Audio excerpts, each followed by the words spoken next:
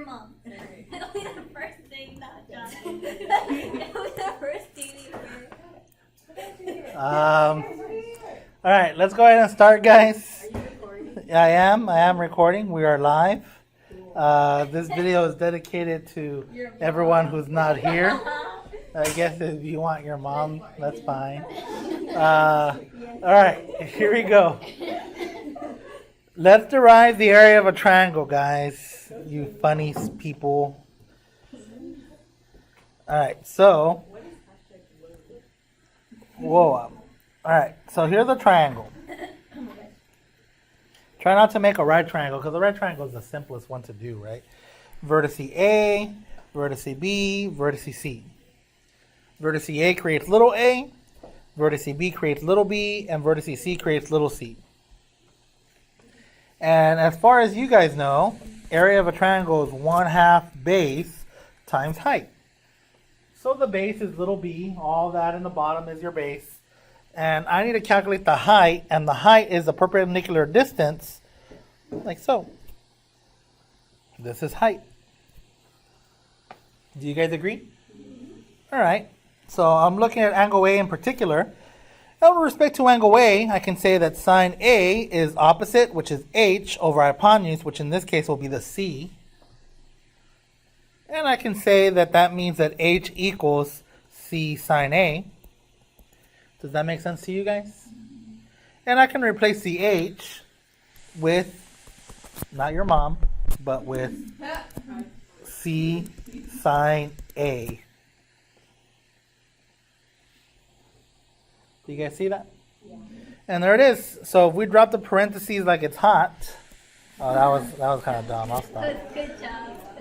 1/2 BC sine A, and there we go. That's area of a triangle with given two angles and the given two sides and one angle. The angle in the middle there. Cool or not cool?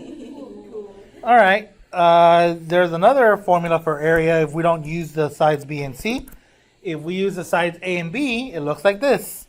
1/2 AB sine C. That's another one. And there's one more. Area equals, okay, if I already use the side BC and I use AB, which two sides have I not used yet? AC. 1/2 AC sine, take a guess, what angle? Yeah. And that's it, guys. And that's all we're going to do. We're just going to be using this over and over again. Yay or nay? Yay. Yeah, it's pretty simple, guys. It's nothing extreme. So go to example 1. I have a triangle. Here's my triangle, not drawn to scale. A, B, C, NTS, not to scale. Angle A creates little a, so this must be 13 inches here. Angle B creates little b, so this must be 15 inches here. And angle C is 71 degrees. That's perfect. That's what I need. I need the angle 15 and 13. It connects to vertex C there. So I need that angle there. And I got everything I need for my triangle, for my area. Area equals 1/2 13 times 15 sine 71 degrees. And you just literally type it in like that. I'm pretty sure my mode is in degree mode already. Yeah, it is. 0.5 times 13 times 15 sine of 71. And we get 92.188 square inches. How do we feel, guys? Pretty simple, right? All right. Let's keep going. So look at example 2. JDH, angle J, angle D, angle H. Angle J creates little j, so that's 5 centimeters. Angle D creates little d, which is 7 centimeters. And angle H creates little h, which is 11 centimeters. What do you notice is different on this one? Can I calculate the area immediately? Nope. I need an angle. We have to find an angle, and it can be any angle What angle do you guys want to find? Angle J? Sure.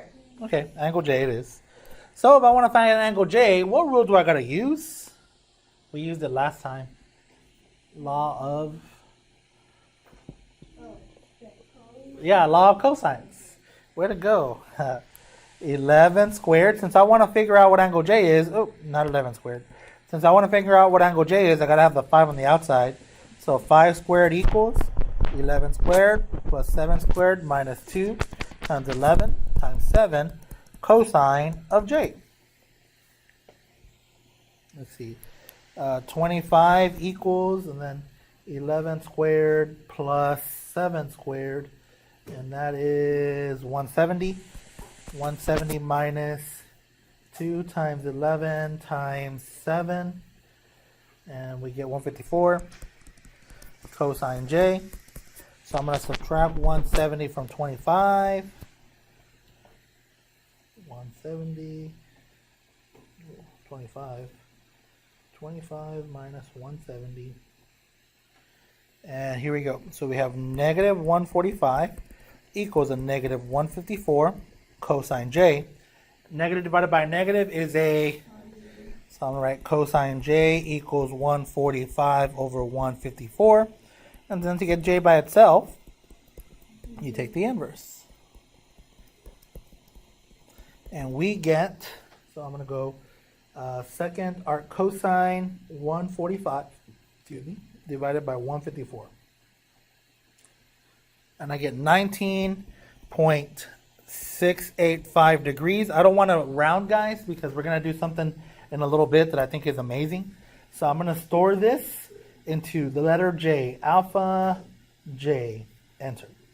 So there's my angle. Now that I know what J is, I'm going to plug it into my area formula. So here it is. I'm going to come up here. Area equals, if I'm going to use angle J, I have to use the 7 and the 11. The ones adjacent to that angle, or that make that angle. So 1/2, 7 times 11, sine of angle J. I already have that in my calculator, so I'm just going to go 0.5 times 7 times 11, sine alpha J. Come on, J, where are you at? Enter. And I get 12.9687 square inches. I hope I didn't do anything wrong. Everything looks correct to me. Cool or not cool? All right. Check this out. Hopefully you're going to get mind blown. We are, what year is this? 2020, 2020? Yeah. All right, there's this guy by the name of Heron of Alexandria.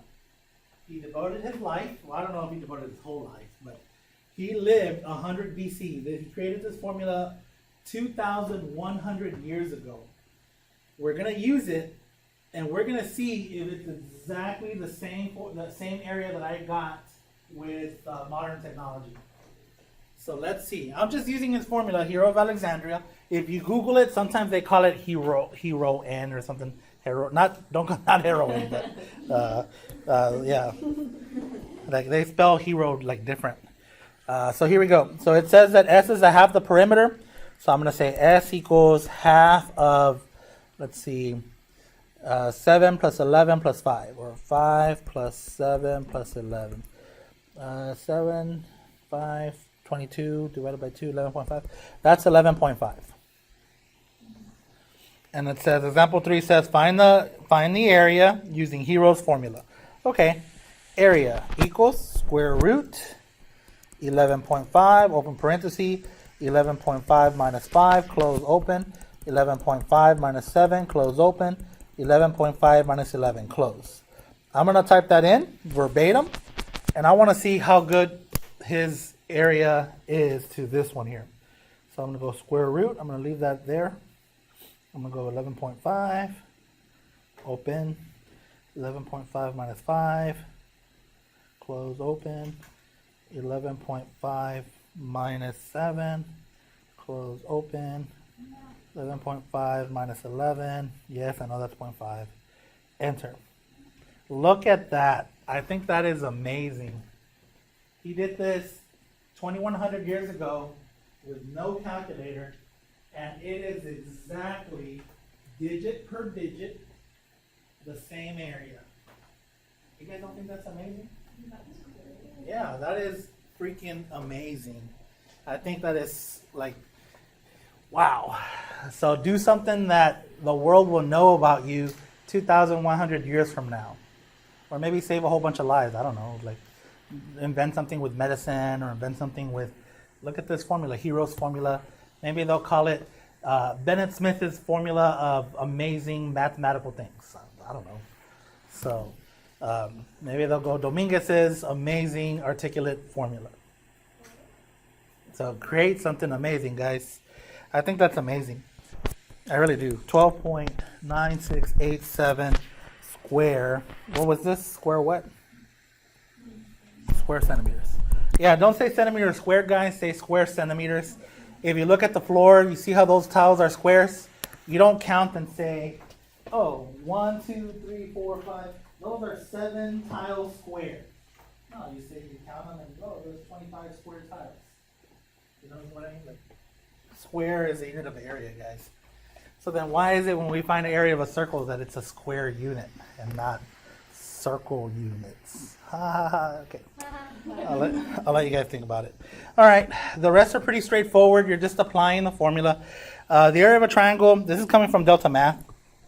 The area of a triangle is 12. Two of the side lengths are 4 and 9.6, and the included angle is acute. Find the measure of the included angle to the nearest tenth of a degree. Okay. I draw a triangle. This is 4, this is 9.6, and the area is 12. So 12 equals 1/2 times 4 times 9.6 sine theta, the theta being this one right there. So I take my calculator, 0.5 times 4 times 9.6, push enter, I get 19.2. So 12 equals 19.2 sine theta, divided by 19.2. So sine theta equals 12 over 19.2. And then to get theta by itself, you're going to do the inverse. So here we go. Arc sine of that number, 12 divided by 19.2. And I got 38.68. So 38.7 degrees. You feel okay, guys?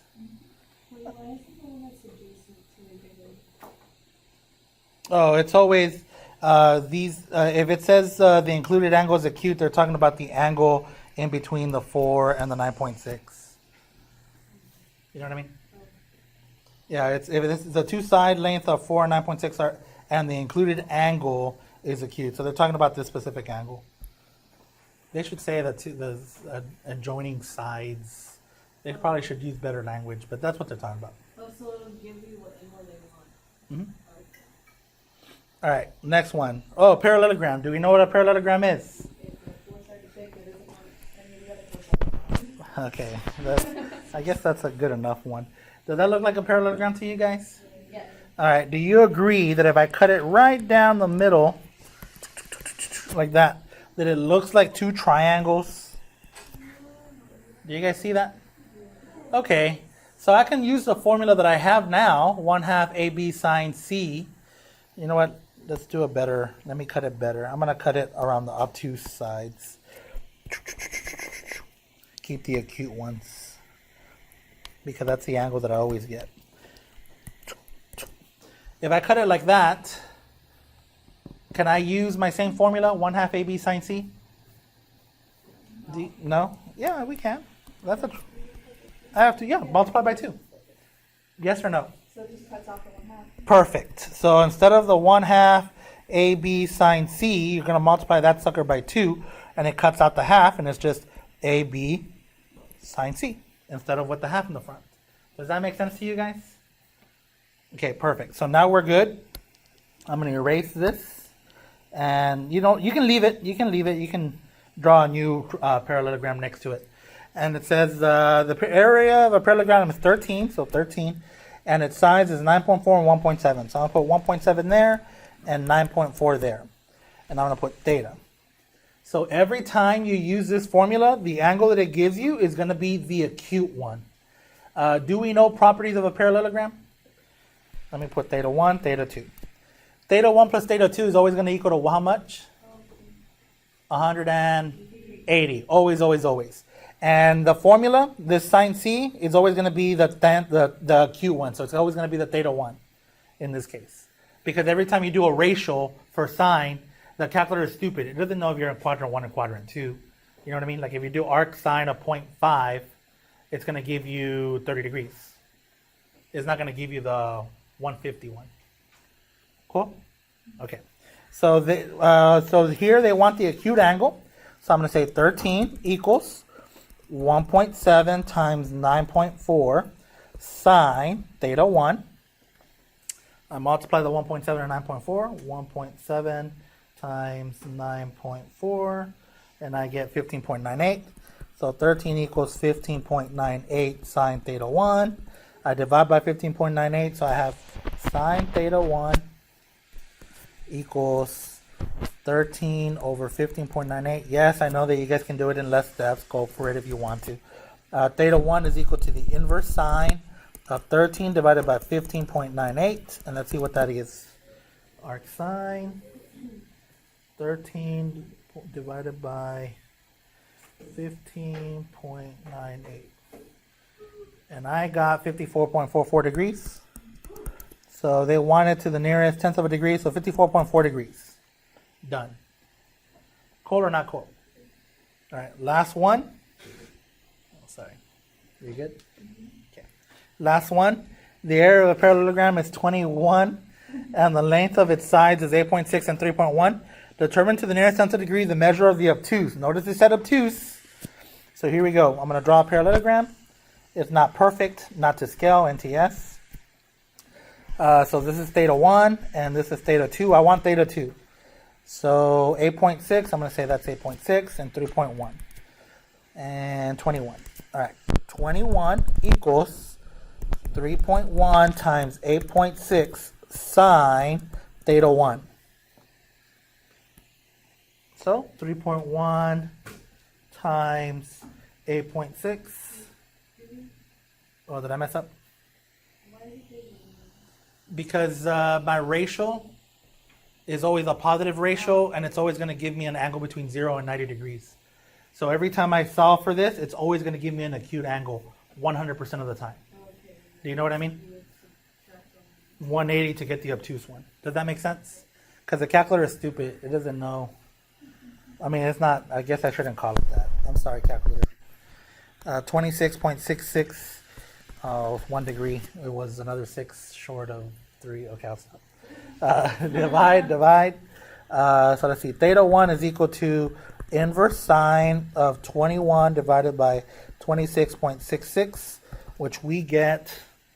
So arc sine 21 divided by 26.66. Enter.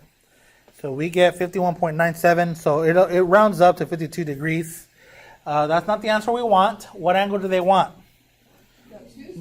Yeah, the obtuse one, which is our theta 2. So what do we got to do to get the second one? From what?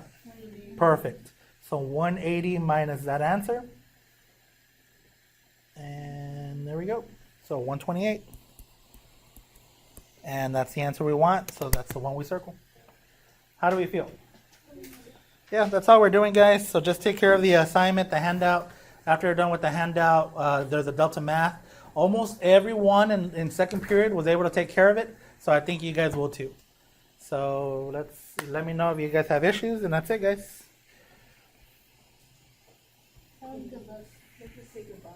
If you like this video, thumbs up. If you loved it, subscribe. See you guys later.